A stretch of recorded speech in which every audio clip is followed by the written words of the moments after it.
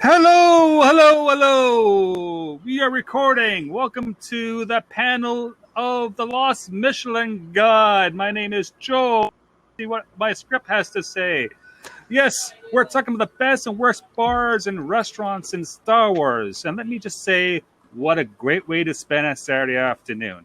And by the way, I'm actually broadcasting from a bar because my power got cut off in my apartment building somehow. So, this wasn't planned. So I apologize now for any background noise on my mic. I am in a bar broadcasting from Ottawa, Ontario, Canada.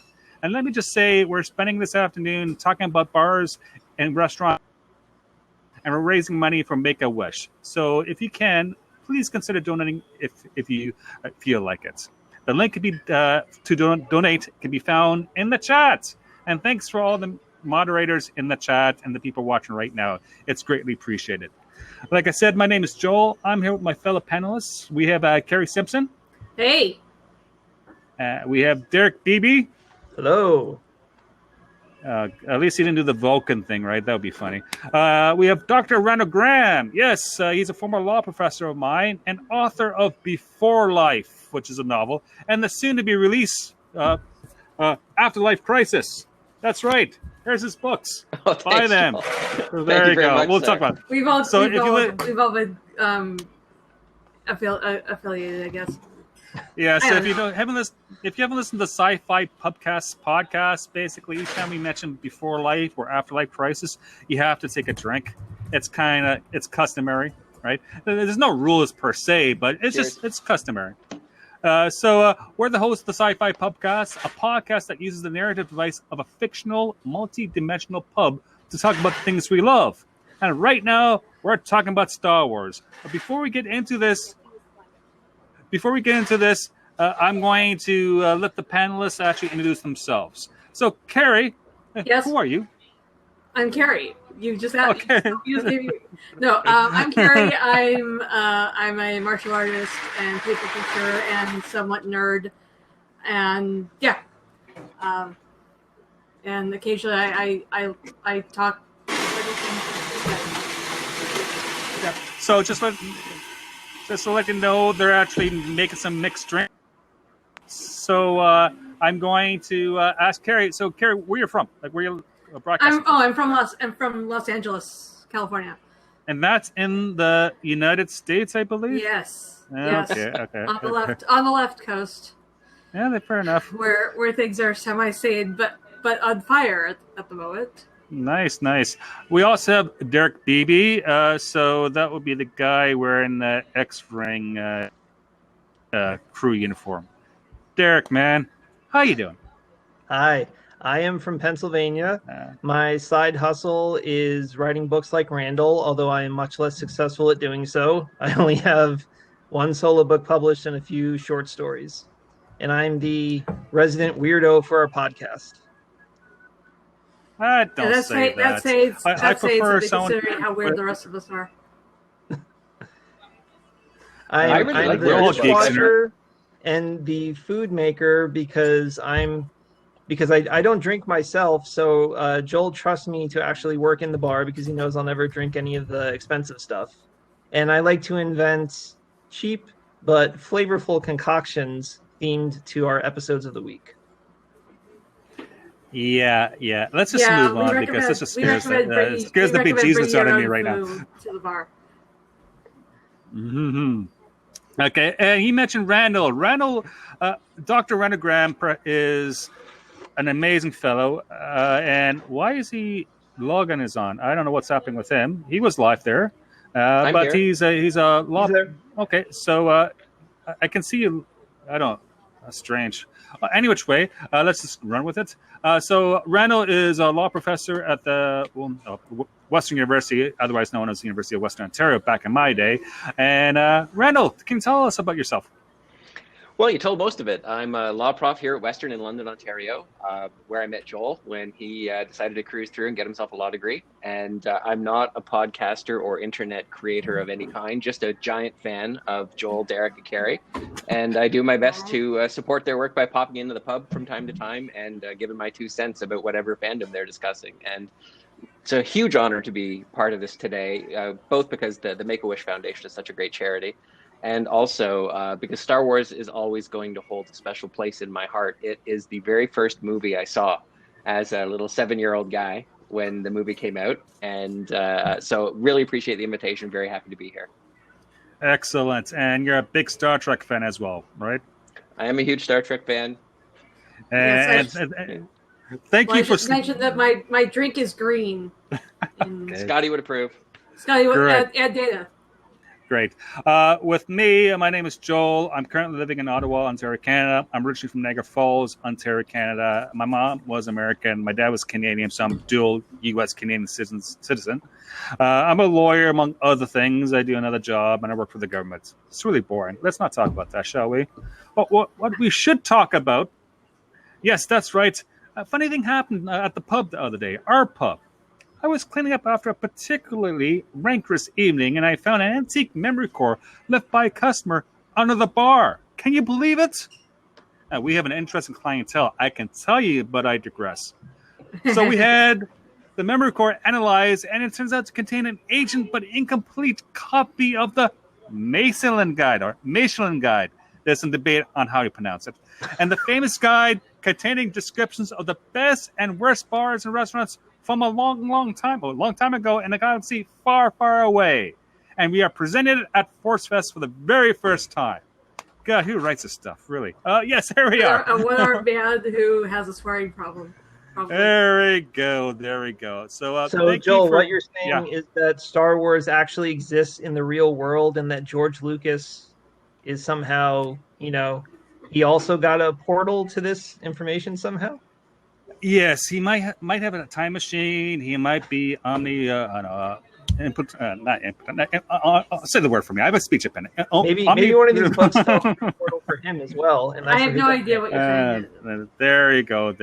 So go with it. Yeah, just go with it. So we're talking about bars and restaurants in Star Wars, right? And mostly bars because that's where the content really lies. So let's start with Club Obi-Wan. From in Shanghai. You follow me? That's not in a galaxy far away, though. I think anything goes. Right. We're doing Star Wars, not Indiana Jones. I'm sorry. We should move on. Sorry about that. Okay. Let's talk about the Mos Eisley Cantina because, of course, that's the most famous one. Otherwise known as Shellman's Spaceport Cantina. Yes, if you read the legend stuff. I'll say legend stuff. So, So, guys. So, we're reading this Michelin Guide. And what do you think the Michelin Guide says about the old Mos Eisley Cantina? Well, I think Joel's favorite thing about that pub, apart from it being a wretched hive of scum and villainy, would be that it's the only pub in the Star Wars universe where you can actually find a Guinness. Oh, God, that's funny.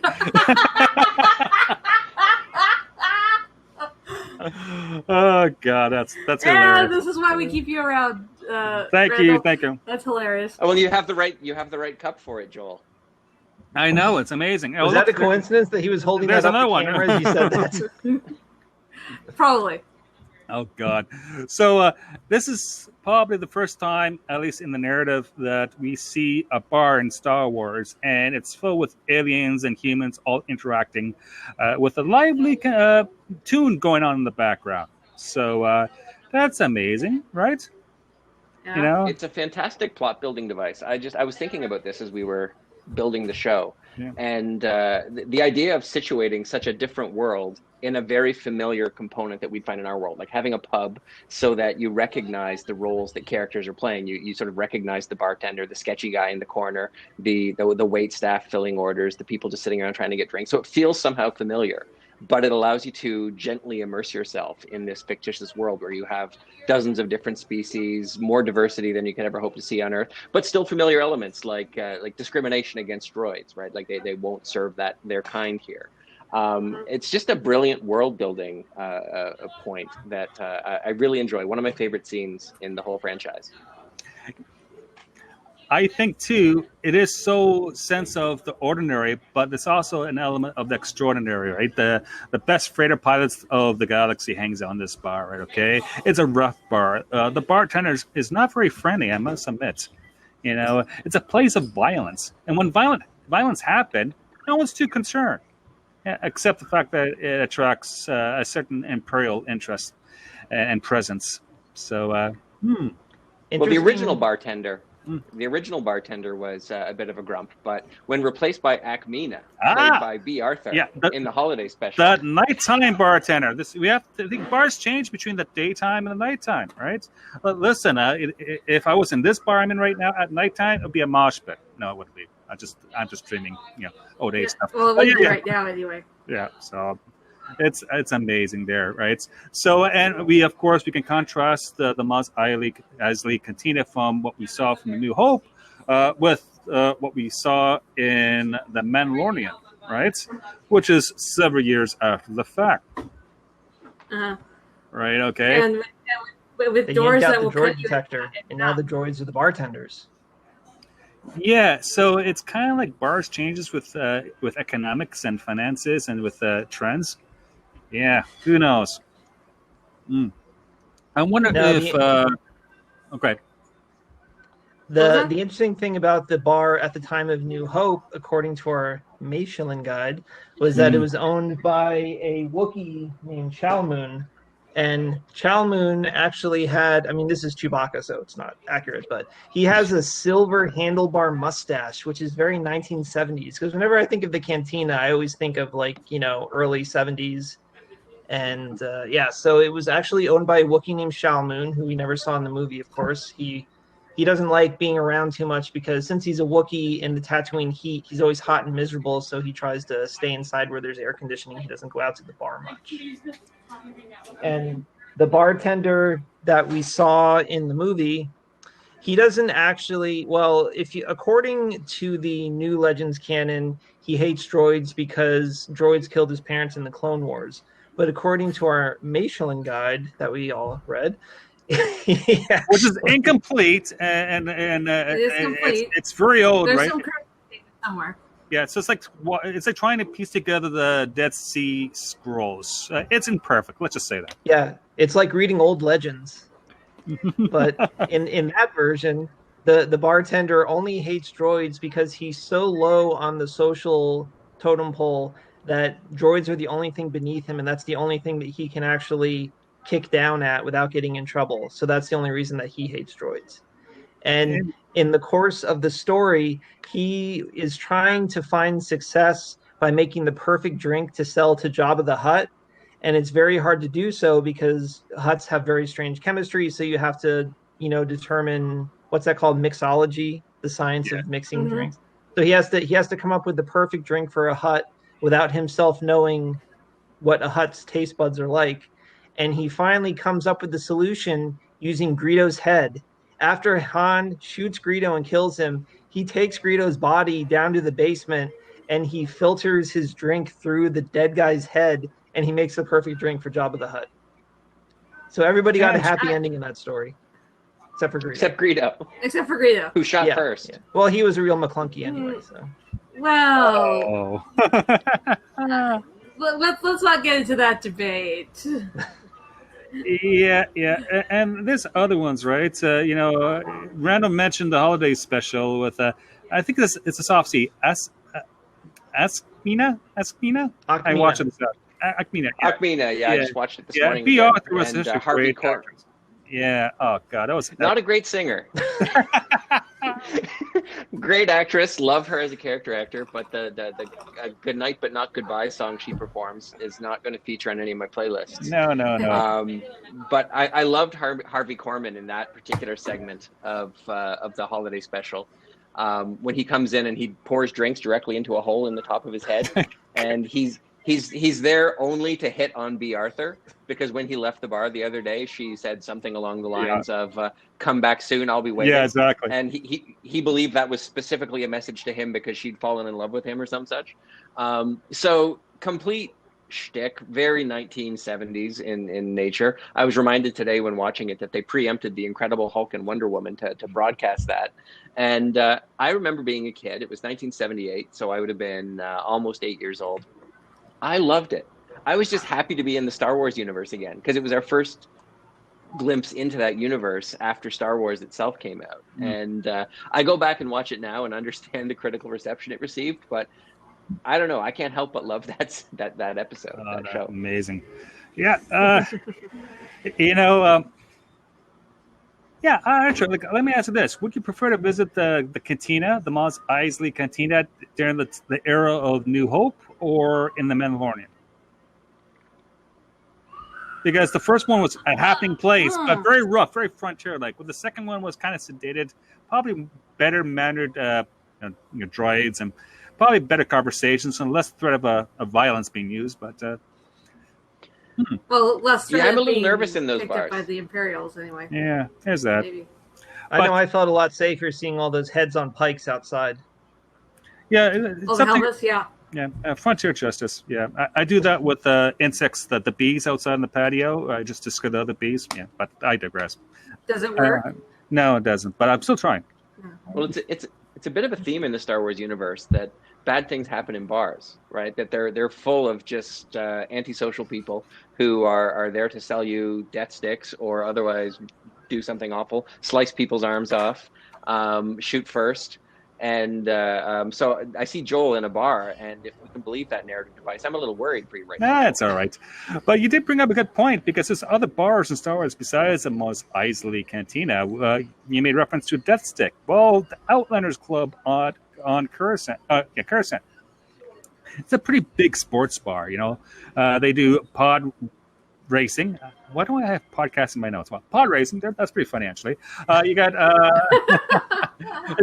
Now that's podcasting. I'm sure there's a podcaster somewhere in there as well, complaining about the noise as they mix drinks. Oh God! Well, there's telescreens with sports on, like Droid Field Sports and racing.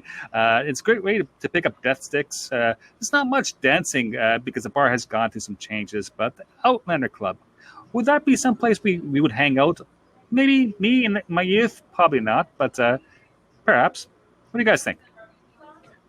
I was forcibly reminded of Caesar's Palace when I went back and rewatched that Attack of the Clones and saw that bar. Yeah, you're right. Just all of the screens, all of the people milling around, gambling on the screens. People were dressed a lot better than they were in the cantina on Mos Eisley.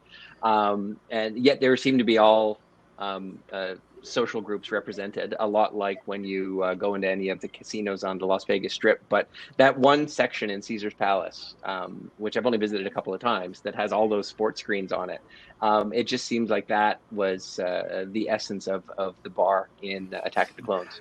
And the other thing is, why is it every bar in Star Wars is owned by a gangster or a criminal? Well, besides maybe Dex Jettison. Isn't that how it is here? It's good. It's a good way to launder money, I guess. Yeah, or criminals still have to make and do business, right? Yeah, even like smugglers. Right. Yeah. Well, and we all know that it's Joel's aspiration to own a pub. It is, but I'm not a criminal, so I might be a writer. Okay. So he says. And so I say, yeah, trust me. Would I say you're wrong?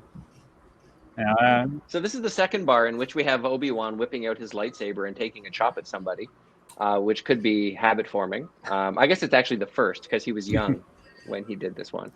Once again, we have some ne'er-do-wells coming in, pulling guns on Obi-Wan, and Obi-Wan whipping out his lightsaber in a bar.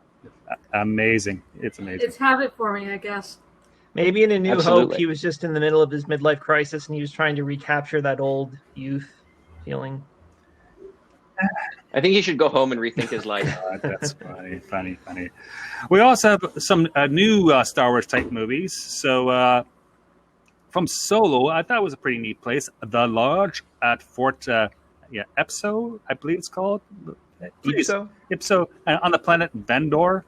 And it's a great place for a Sabacc and Droid Gladiator matches, apparently. That's kind of cool. Apparently. I think a lot of people are actually at their cottage right now because of the whole lockdown. So, I can relate that. You can go into the old hunting lodge, so, with things, with creatures, horns are on the wall. What do you guys think? My favorite thing about that place was the massive mastodon tongues at the main entrance. It was a little tiny skull and then these huge tusks going out. I mean, I cannot imagine what that creature looked like or how he was able to walk around. Yeah, He'd probably be walking like with his face dragging forward as his tusks are on the ground. yeah. I love the lodge. It's just again, we're trying not to show stills of these bars because the interface is a bit wonky. So we're just talking about them if we can, and it's actually quite interesting. The concept art with no one in the place is amazing. Like, it's a bar I would. It was interesting. When I first saw the bar, I was like, okay, droid matches. Someone's been watching BattleBots or something, because of course they're gonna have, fights between droids. Yeah, why not? And it was a Disney crossover with Big Hero 6. Oh, okay. Oh, that could be interesting. My absolute favorite thing about that bar, which I will admit my bias here, was Donald Glover. Of course. Any bar with Donald Glover in it is awesome. I loved him in Solo. I thought he did such a great job. I mean, he's such a multi-talented guy, but his turn as Lando Calrissian was just fantastic. I love the whole scene. It just made the movie for me. Absolutely. And let me ask you this. Why is there's always card games going on or some sort of gambling going on in these places? Aren't these places licensed and regulated? Nah. There you go. No. Joel, we should start a craps table at our own bar. Yeah, because we need more crop on our show. Yeah, great, thanks. Yeah. I mean, our bar exists in an interdimensional window between places, so we're not really bound to any regulation by any particular country, right? Since the door opens into different regions. Yeah, we have our own voice, right? It's nice to find your voice in life, Dirk, and we can do anything we want. And besides, we already have enough crap coming out of your kitchen. We don't need crap. Crap as in craps, not as in crap, right? So I was picking up on your joke. I know. It's PG. And I just want to say our next bar, if you want to think of that, I'm very partial to The Mandalorian. I think it's the best thing that's we have seen in Star Wars since Disney bought out Lucasfilm. But that's just my own personal bias. Each their own. I'm not putting anyone down. And of course, we have this bar that the Bounty Hunters Guild hung in. And this is where Mando, meets a bunch of people, got his bounties in episode 1. And what do you guys think of this bar? It was a nice bar. It was much better than the one at the beginning of the season where, like I said, those doors will just cut people in half, man. Oh, I know, it'd be terrible. That was just frightening. And the one on the very first episode where Mando picks up the first bounty is called. I actually looked this up. Yes, it was on this planet called Maldo Kreis, and I can tell you, it's not a good bar to hang out if you're trying to avoid capture by bounty hunters. Just saying. But the one with the Bounty Hunter Guild is, interesting because, according to the Michelin Guide, they had a bit of a bad fire there. So it probably doesn't really exist anymore, but who knows? And that's, of course, on the planet Navarro. Yes, Navarro. Interesting point of view. At one time, there's an RA-7 protocol droid who was serving the bar. And then he gets caught in a gunfight, and bad things happen. Yes, there you go. That bar didn't really leap out at me like some of the other ones in the series. Some of the other bars almost take on the role of a character unto themselves, right? Like you've got the Cantina, which is sort of the epic bar of Star Wars. You've got Canto Bite, which is sort of a very, very different type of bar, sort of more Monte Carlo instead of the dive bar where you might get shivved. But the bar on Navarro is just sort of wallpaper. It's a nice location. It's an interesting location, but it doesn't take on a life of its own like some of the other bars it's in the series. Well, it got blown up real good too. So not only was maybe with the remodel. Yeah. Not only was there a firefight there, troopers come in, and it was a really hot place there for a bit. Yes. Okay. Hey. Nice. Yes, I haven't made any puns tonight very much, or this evening. That's because, we do with this panel. That's what we do. That's our shtick. I think Joel is disappearing into the dimensional portal again. Oh, no, he's back. And There we Keri go. lost connection. Well, this is what happens when you spend times in bars. Strange things happen. Hopefully, we can get Keri back on. Is she there? What? I'm here. Oh, Yeah, she's you were the there. one we were losing. Okay, that's We're very odd because I don't see her. But then again, I'll let me just see if this works. I'm right text up. here. She's there, Have trust another me. Yeah, but I can hear her. break, Okay, I'm going to go out and go back in just because it's tech. All right, we'll move on and talk about maybe Maz Kanata's castle. We'll get that ball rolling. Sure. I really While Joel like. is finding. I really liked that place. That was cool. It's like putting a bar at a castle is just like that's like amazing. Yeah, it really surprised me. I thought that when Han Solo was describing it, he referred to it as a watering hole, which was not an exactly all-encompassing definition of everything that was going on in that castle, right? Like we've got dungeons, we've got Jedi tombs, we've got an owner who's had it for at least 1,000 years who goes around collecting force-sensitive objects. Mm-hmm. It was such a rich potential location. And it makes you want more, I hate to use the word prequels, but it makes you want more episodes where you can go back and see what was going on in that in that bar. It was such an interesting place. Sorry, Joel. Well, Yeah, you so hopped off. Maz We Kanata moved on to actually Maz inherited Kanata. the castle in the alimony with her ex-husband, apparently. Okay. I knew that's where the statue came from her husband. I didn't realize that. Yeah, that so, she so got what the- I need the is I castle need to from have a him, rich too. ex-wife who will leave me and give me a bar. Maybe that's in the cards in the in castle. a castle. And of course, yeah. So That will eventually. yeah, also eventually be by the blown up. first. What's up with bars being blown up and destroyed by hostile forces? I don't know. Star Wars has never Yeah, been good why about is it safety that? regulations. There's no OSHA anywhere. You see all those catwalks with no handrails at all. You could just tip off into the abyss at any Oh, moment. God. Even if, especially when your son Yeah. stabs you with a lightsaber. Yeah.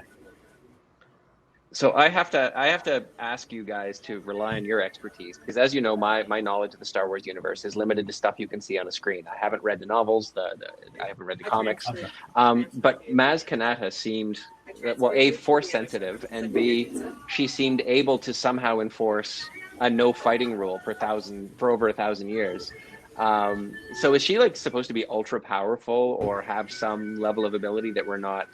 It's only hinted at in the series, or is that ever expanded upon? Yeah. She is They a never low-level really said. force sensitive. There is a cutscene. I believe they actually filmed it in Force Awakens, where she uses the Force to lift rubble off of someone.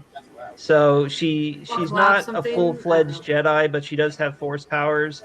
But it's more just about the fact that she's been, leading a pirate crew for 1,000 years. So she just has earned respect and status over all that time, more than like actual physical power. And interesting. Very cool. Good music, by the way. I really like the places with good live music. Mhm. I'm a music guy. The whole Shaiketa, Jabba flow. Yeah, great song. Mhm. That's a great name for a song, Jabba Flow. Yeah, I love that. So I wish they spent more time in that camera, because I remember when you first go in and they just do this quick 30-second pan over 100 different animatronics, and it's like, oh man, I wanted to see all that stuff for much more, because you just get this blurry half-second shot as people fly by. Needed more. Well, guys, so we also have another bar, and we're going to move into the Clone Wars, and I think Randall probably is not as aware of the stuff than we are, but in Clone Wars Season 6, Episode 4, we have a bunch of clones, and apparently they have their own bar on Coruscant. It's very much like a military hangout, right?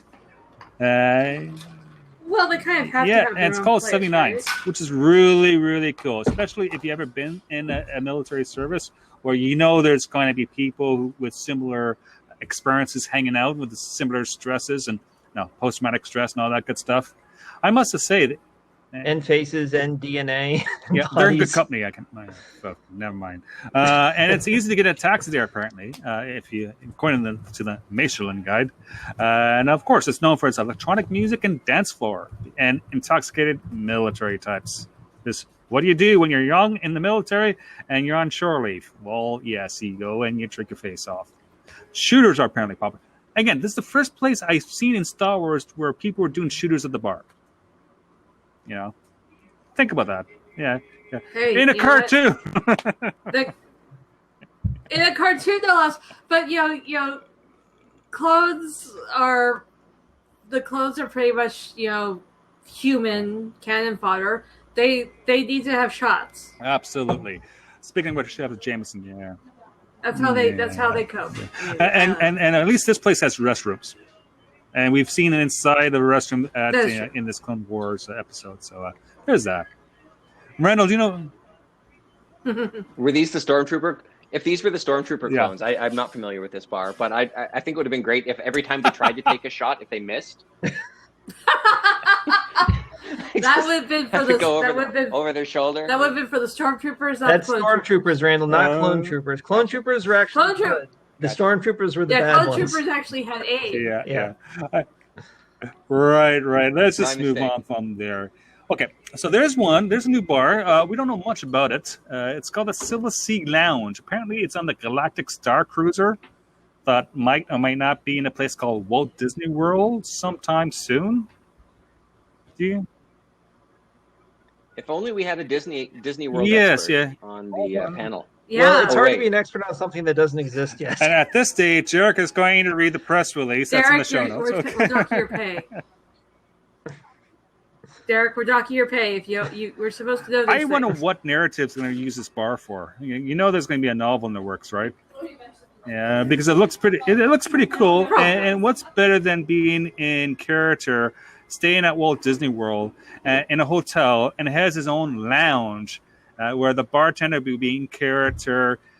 Even the people visiting, like who's staying at the hotel, will be all in character. Think of the fun. I love this concept. It's out of my price range, but it's great. Oh yeah, yeah. Maybe when we all win the lottery, we can all be in a general location that's all the same. Yeah. Again, and not kill each other. I'm sure all those exhausted, rich, middle-aged dads are going to completely stay in character the whole way through. Yeah, after the fourth tequila. Yeah. God. Oh dear God. Yeah. Sure. The ones being dragged there by their kids.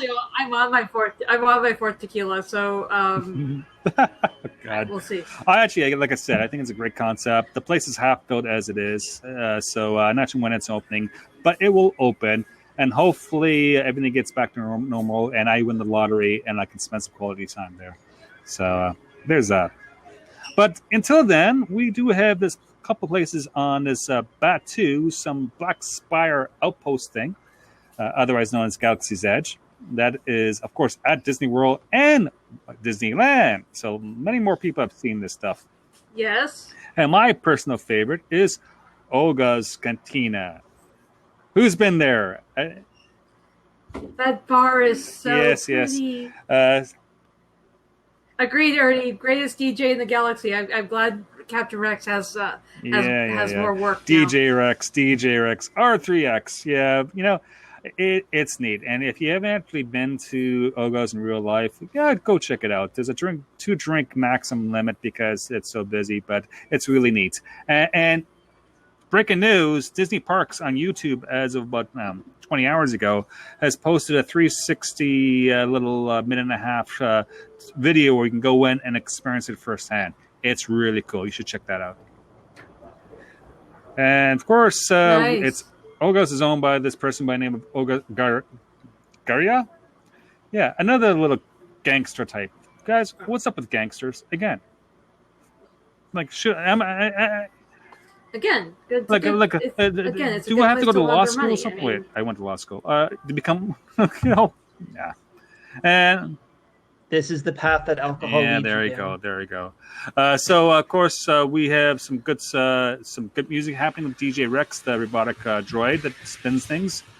And I have to give this one shout out because there's one song called Una Dua Di. Hopefully I'm doing this right, which is very, tribal.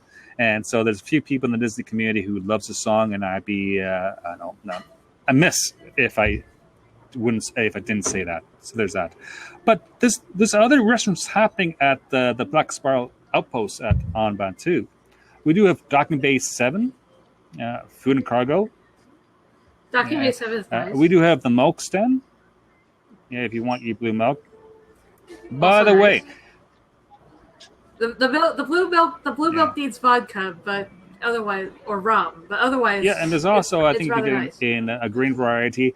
And I have this theory that Luke would not have grown up to be such a powerful Jedi and did what he did, right? Okay, winning the Battle of Yavin and basically training a whole bunch of people and redeeming his father. If he didn't actually drink his blue milk to make him strong, folks, drink your milk. What do you think?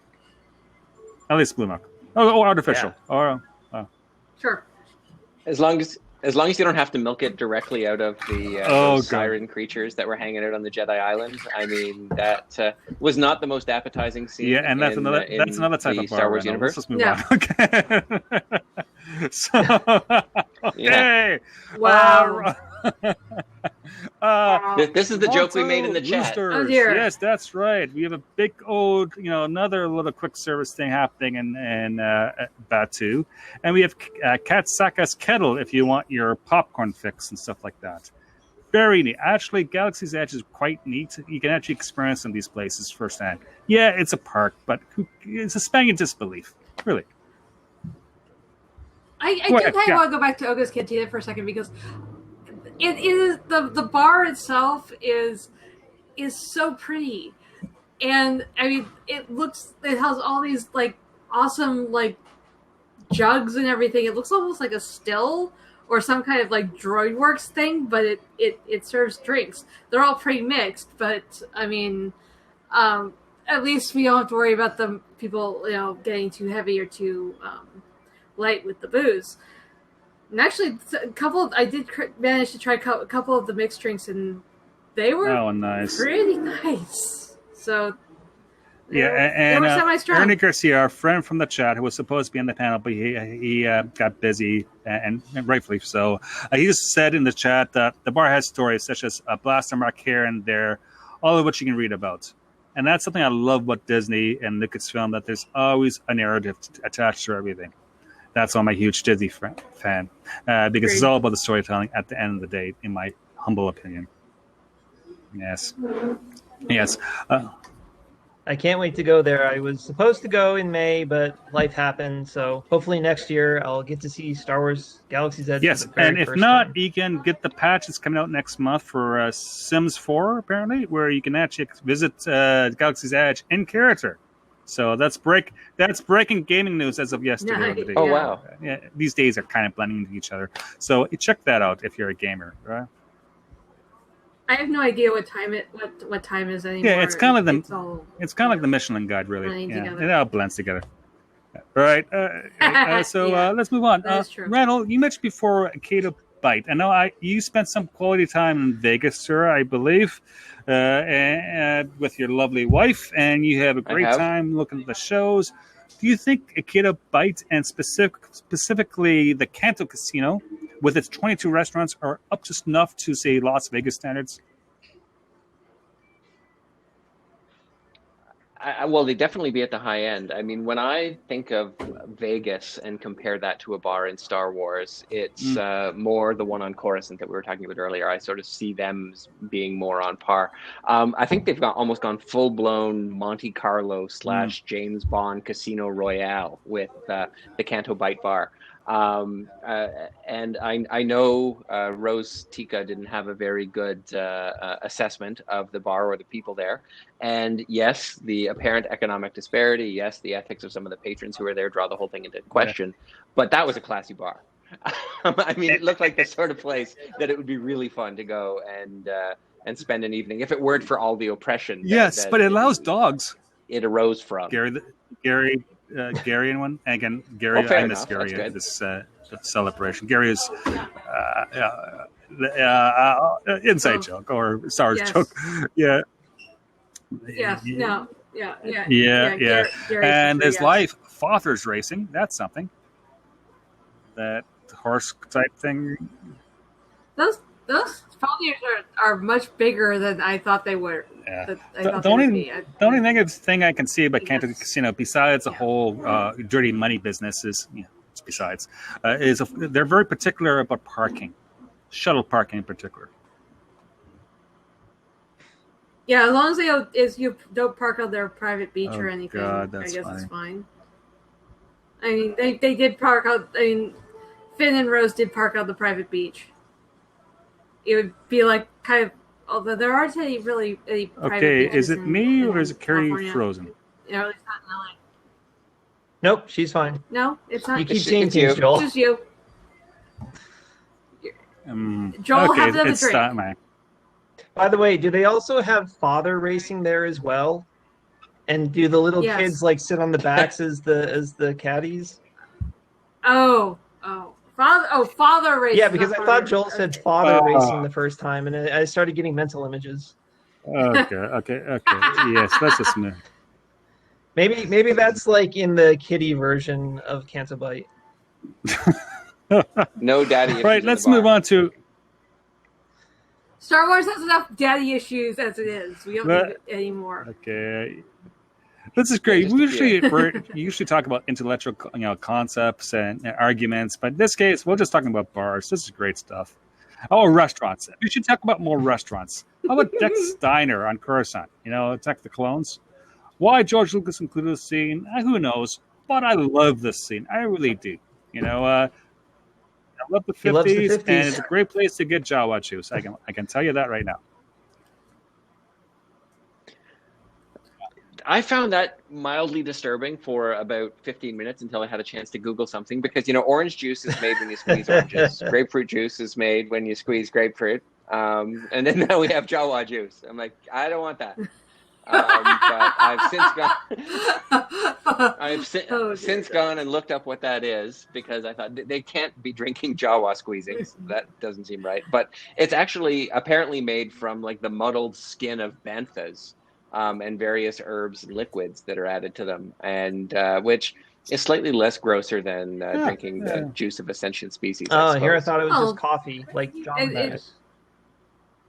It sounds like there would be a lot of protein in that if they're drinking the. Yeah, that's the joke. Jawa, Java, right? Like you have to read the closed caption.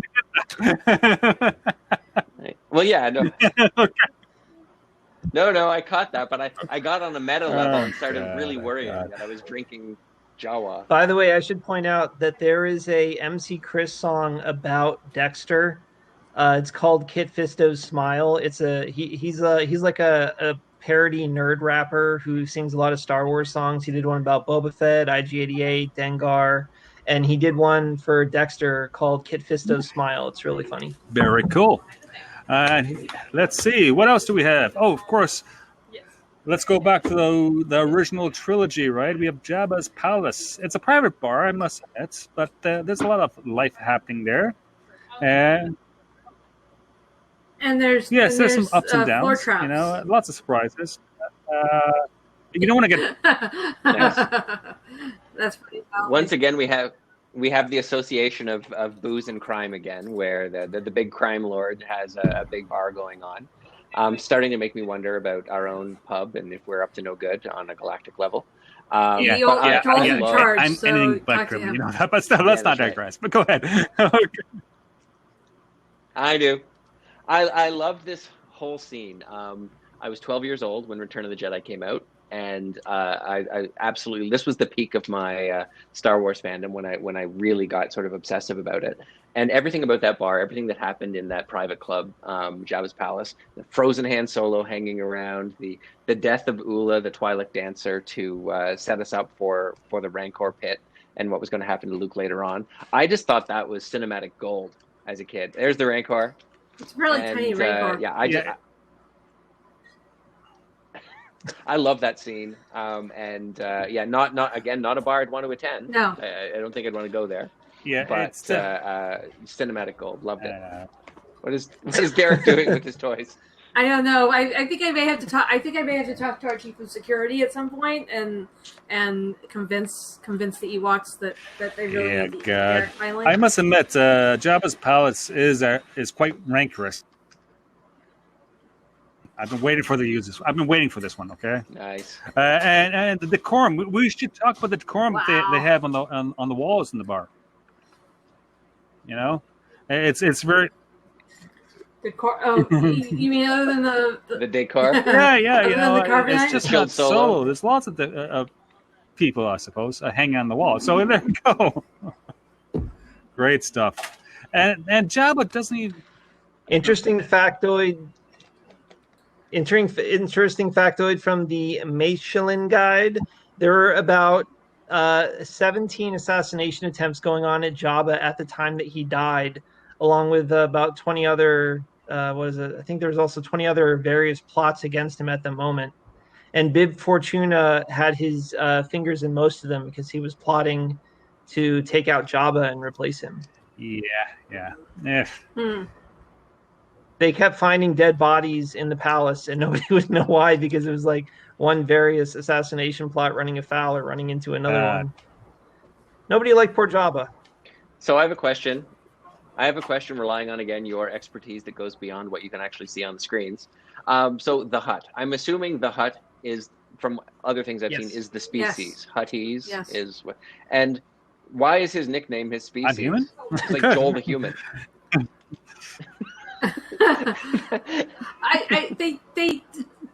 They kind of use that for all of the Hutts though. So, Zero the Hutt and stuff like etc. Because it sounds cool. The tequila it sounds cool. The tequila started to take effect, so I can't remember things at the moment. Because if people meet Jabba, I don't think they're going to want to. If only he had some sort of appellation, I could tell what species he is. Maybe it's a matter of there are other Jabbas in the galaxy, but there's only one Jabba the Hutt. Maybe there's Jabba the Human, Jabba the little Yoda guy. Fair enough. Yes. I like this. In tequila, we have found wisdom. I try. So Jabba does have his own little barge, right? And how do you pronounce the name of this barge? Guys, can you help me out with this? Because I'm terrible. The katana? Katana? And actually, like a sword? Yeah. But it's spelled differently. Yeah, it's spelled differently than the sword, but I guess that's the pronunciation. It looks like it looks like you would pronounce it katana. But this is where we finally see Luke at his Jedi best, right? Going all flippy all over the place and having R2 fire his lightsaber at him. And I think Star Wars-based cosplay was probably born on that barge with Princess Leia in the gold bikini. Again, one of those scenes that is just so emblematic of the entire franchise. My favorite scene is when Luke kicks at the guy and his foot doesn't connect within a foot and the guy goes flying backwards anyway. Yeah, force kick. It's a force kick. Yeah. Totally not a bad stunt. Yeah. Stage fighting at its finest. And I know Jabba really got choked up over his barge, right? Choke. Resting for oxygen. Yeah, there's that. It's not like it's a pits or anything, but still. Yeah. That was a great scene because it picked up on Leia as Boushh the bounty hunter being a heroic character in her own right, like not lying around waiting to be saved by everybody, but Leia actually being the one, I'm going to take out Jabba. Imagine the strength that would have taken, maybe force augmented, maybe not, to actually choke out that Hutt. And I like that it wasn't just, the princess damsel in distress lying around waiting for actual heroes to come up and save her. She was the hero. Yes. Or one of the heroes in that scene, and I just thought that was beautifully done. I thought that was really Carrie well Fisher. acted, and cheers her to Carrie dog Fisher. Gary. Hey, cheers. Going back to Solo, there's actually the whole Dryden Voss's Crimson Dawn yacht called First Light, and apparently it's known for its private parties. So it's also not a place I would want to spend any time in, because if he gets pissed off at you, he has a tendency. Especially if he takes off. But you meet some nice people there, right? Ex-girlfriends. I don't know. Why not? Sure. He has direct line to Yeah, Maul. that's not good. Mind you, I don't mind Maul's haircut, but there's that.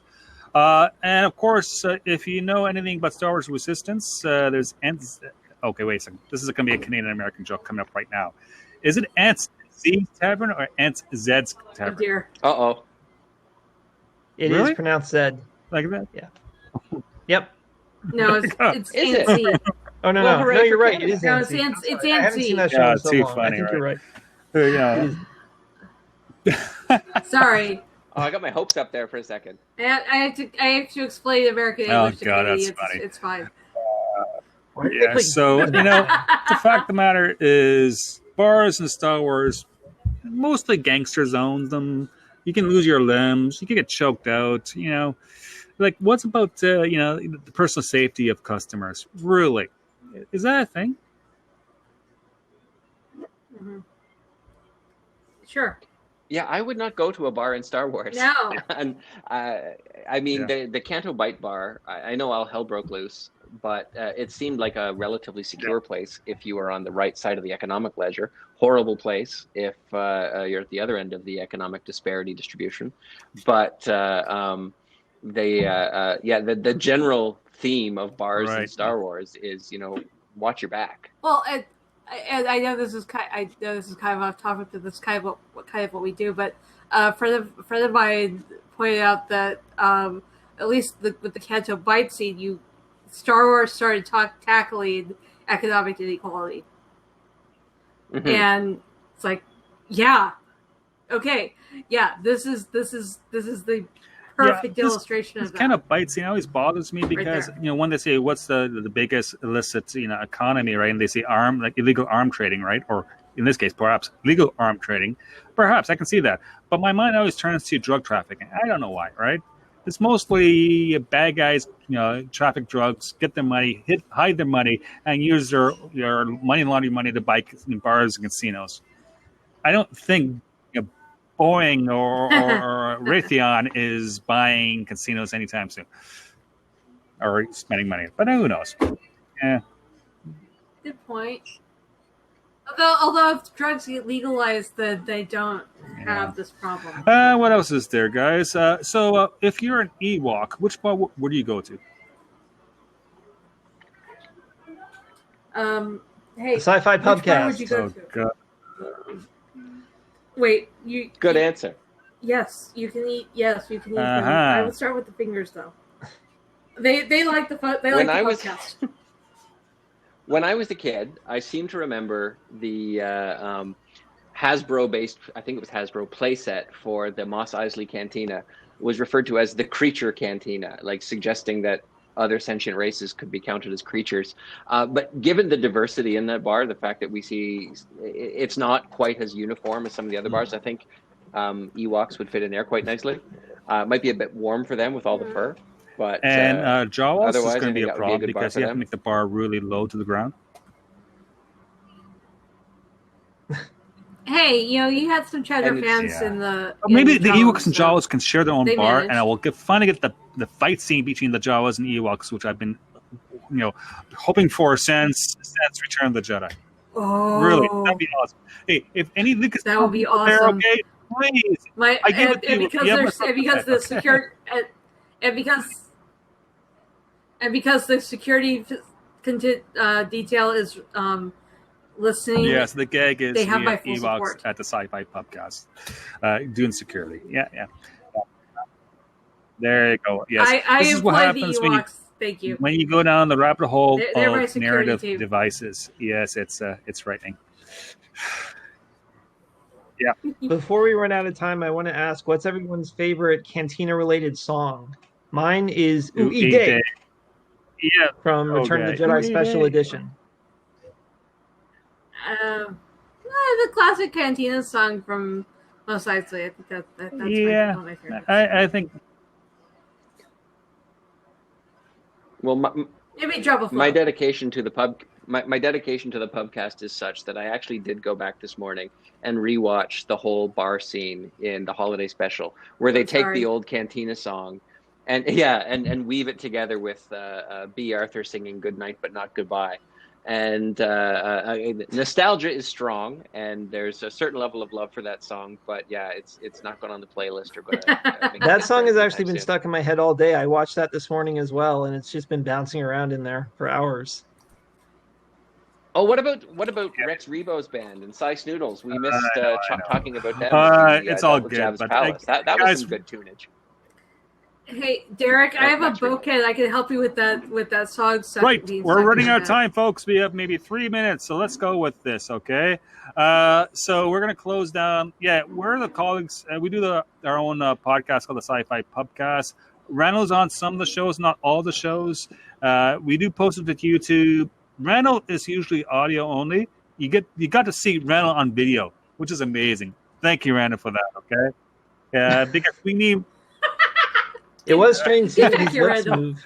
Right. So if you like what you see, please consider following the SciFi podcast. We're available on most podcast platforms, as well as being on social media.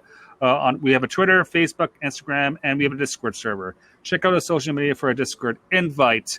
Keri, what's your Twitter address? My Twitter handle is Keri Blackfire42. That's and Keri Blackfire42. You do some other podcasts, which is not Star Wars related. Okay. Yes, I do the sci-fi. Not sci-fi. I do the SciFi Pubcast with you guys. I do DC Talk and the Cape Chronicles over on the Chatter Network. Yeah, I can totally get this in this day and age. Strange times all around, and I miss Celebration. Derek, man, what's your Twitter address? I am at Derek J. Beebe. I have one published novel, It's a Wonderful Death, and several published short stories, including a sci-fi Sherlock Holmes story. If you type in Derek Beebe on Amazon.com, you'll see everything. Again, we love creative endeavors. We love storytelling. So, so if we plug our people's work, it's because they created it, and we support imagination and creativity. Speaking of which, Randall, my friend, what's your Twitter address? My Twitter handle is at Randal_Graham. Also, you guys are the best. Some of my friends are holding up copies of Beforelife. That's my first novel, came out a few years ago. And on September 8th of this year, the sequel is coming out, Afterlife Crisis. And it's all set in a world, it's set in the afterlife where no one there believes in us because everyone seems to have forgotten their pre-mortem lives. And it's meant to be funny. The jury's out, but I hope you guys enjoy it. It's hilarious, especially all the Napoleons.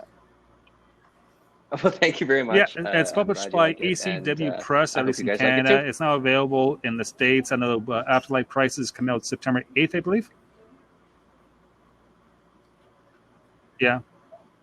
Yeah, they're both available in actually all over the world. And the Afterlife Crisis comes out September 8th, both in print form and audiobook form. They're both coming out at the same time. And the actor who does the audiobook, Raul Beneja, does a really great job. So, and yes, I highly recommend I just started his Afterlife Crisis. I think I'm in chapter 3 right now. So it's funny, but there's a lot going on. So support people who create content. Let's just say that.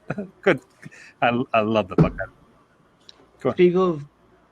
Speaking of people creating content, special thank you to Richard and Sarah Wolowski for setting up this whole Forcefest event. We couldn't. We're all here because of that. Great. They fill in the gap because when Star Wars Celebration was postponed by 2 years, at least we're still part of the fan community, and we're doing great things for Star Wars, a franchise that we love dearly. And I just want to say thank you. Yes, so thank you for all the volunteers, the folks in the chat, the people who came out to support us. You are the true Michelin stars. See what I did there? And yes, definitely check out the great content of Forcefest that is providing the rest of today and tomorrow. And just know that you can always go back and watch the recordings. So it's going to be there for a while. So thank you for that. And just to wrap up, please stay tuned for the next panel on this channel. I believe it's Shadow Squadron speaking about laughing with Star Wars. And they'll be starting shortly. We've heard they are no joke. Oh, God. Okay, can someone please get us off the stage? Anyone. Thank you. May the Force be with you. Thanks very much, everybody. Where's the hook? Come on. Get him off. We can use the Rancor. All right.